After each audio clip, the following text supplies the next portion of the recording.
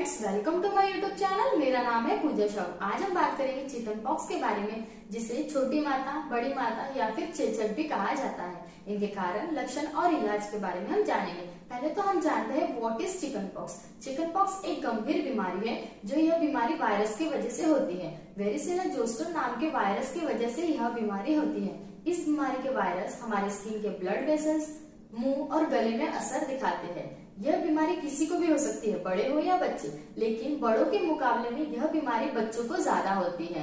यह बीमारी होने पे कुछ लोग बहुत ज्यादा घबरा जाते हैं, तो कुछ लोग झाड़ फूक भी करवाते हैं।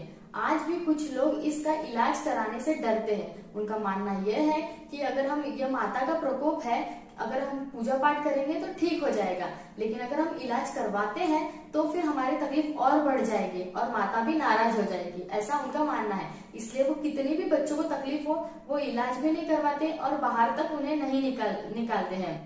अभी हमने जाना कि यह एक वायरस है, इसलिए हमें इसके इलाज की भी जरूरत होती है। आपको जो भी मानना है, पूजा पाठ करना है, वो सब कीजिए, लेकिन पूजा पाठ के साथ में इसका इलाज भी कराना जरूरी है, क्योंकि यह इंसानों में ही होने वाला वायरस है और बहुत तेजी से इंसानों में फैलता है। इस वायरस की वजह से डेथ भी हो सकती है, इसलिए इलाज कराना भी जरूरी है।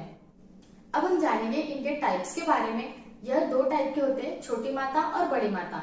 इन दोनों में क्या डिफरेंस होता है? जो छोटी माता होती है उसमें छोटे दाने आते हैं और बड़ी माता में बड़े दाने आते हैं। बड़ी माता में दानों के साथ में दानों में पस या मवाद भी भर जाता है और बीच से फट जाता है और फिर सूखने लगता है। लेकिन छोटी माता में ऐसा नहीं होता है। छोटी माता के दाने छोटे होते हैं और उनमें पानी भर सकता है, ट्रांसपेरेंट दिख सकता है, लेकिन पस या मवाद नहीं भरता है। वो बीच से फटता भी नहीं है, डायरेक्ट पानी भरा हुआ दिख सकता है या छोटे छोटे दाने दिखाई देंगे और वो डायरेक्ट सूख जाता है।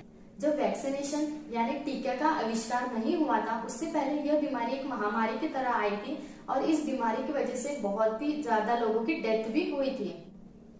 इसलिए इस बीमारी का सही समय पे पहचान और इलाज कराना बहुत जरूरी है।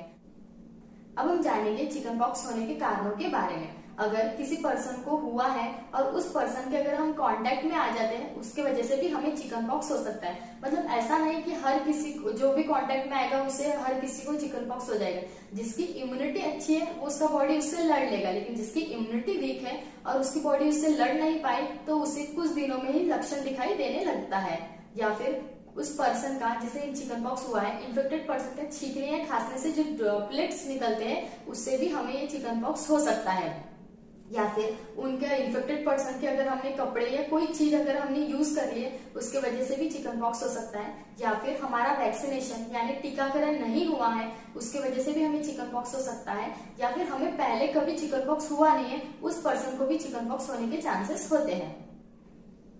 अब हम जानेंगे कि अगर हमें चिकन पॉक्स हुआ है तो कौन से लक्षण दिखाई देते हैं। स्टार्टिंग में इसे पहचान पाना थोड़ा मुश्किल होता है, क्योंकि क्या होता है, स्टार्टिंग में सिर्फ लाल रैशेस आते हैं और छोटे छोटे दाने आते हैं और हल्की खुजली होती है। तो कुछ लोगों को लगता है कि ये एलर्जी है, लेकिन ये एलर्जी नहीं होती है। 2 से 3 दिनों में वो जो दाने होते हैं उनमें थोड़ा बदलाव आता है। वह दाने में पानी या फिर स्पर्श भरा हुआ दिखता है और कुछ दिनों में ये कुछ एरिया से स्टार्ट होता है, लेकिन कुछ 2-4 दिनों के बाद में ये पूरे बॉडी में फैलने लगता है। यहाँ तक कि हमारे हाथों के यहाँ पे भी हो सकता है और पैरों के तलों में भी हो सकता है, या बालों में भी हो सकता है, या आंखों के पास, ये सब जगह पे ये फैलने लगता है धीरे धीरे। छोटी माता से ज्यादा खतरनाक बड़ी माता होता है, और जब अगर छोटी माता हुई तो उतनी तकलीफ नहीं होती, लेकिन अगर बड़ी माता हुई है तो तकलीफ ज्यादा होती है। इसके अलावा पेशेंट को बहुत तेज बुखार आ सकता है, सर्दी हो सकती है, या फिर उसका नाक भी बह सकता है, या फिर गले में गिटकने में वक्त तकलीफ हो सकती है, या गला बैठ सकता है, उसका सर दर्द या बदन में बहुत ज्यादा दर्द हो सकता है, या बहुत ज्यादा खुजली आ सकती है उसे, और खुजली के साथ में उसे जलन भी होने लगता है। ये सारे लक्षण अगर हमें चिकन पॉक्स हुए हैं तो दिखाई देते हैं।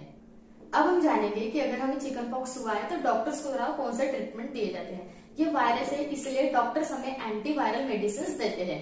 एसिक्लोविर क्रीम या फिर एसिक्लोविर टैबलेट दे सकते हैं। अगर बच्चे हैं तो एसिक्लोविर 200 दिया जाता है, अगर बड़े हैं तो एसिक्लोविर 400 टैबलेट दिया जाता है। यह एसिविर 400 DT ब्रांड नेम से मिलता है, या फिर जोस्टर 400 DT यह इसका ब्रांड नेम है। यह टैबलेट मतलब डिस्पर्सिबल टैबलेट होता है, जो हमें 1 कप पानी में टैबलेट्स को मिलाकर हमें पीना पड़ता है। इसके साथ में कैलामाइन लोशन दिया जाता है। कैलामाइन लोशन क्या करता है, इरिटेशन और जो जलन होता है वो काफी हद तक के उसे कम करता है। इसके साथ में अगर पेशेंट को बहुत ज्यादा खुजली हो रही है तो उसे ल्यूसिट्रिजिन मॉन्टेलिकास टैबलेट दिया जाता है। अगर बच्चा है तो फिर उसे सिरप दिया जाता है, यह खुजली को कम करता है। अगर पेशेंट को बहुत तेज बुखार है तो फिर उसे पैरासिटामोल दिया जाता है। लेकिन अगर पेशेंट को बहुत ज्यादा बुखार भी है लेकिन साथ में दर्द भी है तो उस कंडीशन में एसाइक्लोफेनाक प्लस पैरासिटामोल टैबलेट दिया जाता है। ज़ेरोडॉल पी इसका ब्रांड नेम है। अगर नाखून के खुजाने की वजह से या फिर पेशेंट को बहुत दिनों से ये इन्फेक्शन रहने की वजह से बैक्टीरियल इन्फेक्शन भी होने लगता है, उस कंडीशन में डॉक्टर हमें एंटीबायोटिक या फिर एंटीबायोटिक की क्रीम या फिर एंटीबायोटिक की टैबलेट्स भी हमें प्रिस्क्राइब कर सकते हैं। ये ठीक होने के बाद में अगर पेशेंट बहुत ज्यादा खुजली करता है तो फिर दाग भी हो सकता है। अगर छोटी माता है अगर उसके सिर्फ दाग है तो डीपिगमेंटिंग क्रीम से वो ठीक हो जाता है। लेकिन अगर उन्हें गड्ढे गिर गए हैं या फिर स्कार हो गया है, उस कंडीशन में सर्जिकल रिमूवर या फिर लेजर ट्रीटमेंट ही कराना पड़ता है उसे रिमूव करने की। उसमें क्रीम का यूज नहीं किया जाता, क्रीम कोई काम नहीं करती है। अब चिकन पॉक्स के पेशेंट पहले से कम दिखाई देते हैं क्योंकि आजकल 3 से 4 महीने के दौरान ही बच्चों को टीकाकरण मतलब वैक्सीनेशन दे दिया जाता है। इस वैक्सीनेशन की वजह से बहुत ज्यादा कंट्रोल में आया है चिकन पॉक्स में, वरना पहले बहुत ज्यादा इसकी वजह से डेथ होती थी।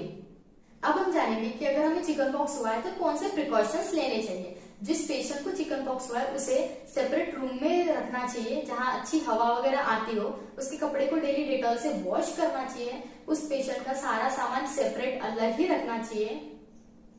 उस पेशेंट को 5 से 7 दिनों तक के लिए ना नहाने के लिए कहा जाता है क्योंकि अगर वो नहाता है तो वो जो फोड़े होते हैं उनके फूटने की वजह से इन्फेक्शन फैलने का चांसेस होते हैं। इसकी वजह से उसे ना नहाने के लिए कहा जाता है। या नाखून से न खुजलाने के लिए कहा जाता है क्योंकि नाखून से अगर वो पेशेंट बहुत ज्यादा खुजलाता है तो उसकी वजह से उसे दाग भी गिर जाते हैं और इन्फेक्शन और ज्यादा फैलने लगता है। अगर बच्चा है तो उसे उसके हाथों में कपड़ा बांध सकते हैं आप ताकि वो खुजा ना सके। इसके अलावा पेशेंट को बहुत ज्यादा मिर्च, मसालेदार या फिर घी की चीजें नहीं देनी चाहिए, उसे लिक्विड डाइट खाने के लिए देना चाहिए। इस तरह से चिकन पॉक्स का इलाज किया जाता है। फ्रेंड्स, अगर ये वीडियो इन्फॉर्मेटिव लगी हो तो please like, share and subscribe कीजिएगा। मिलते हैं नेक्स्ट वीडियो में। Thank you so much friends.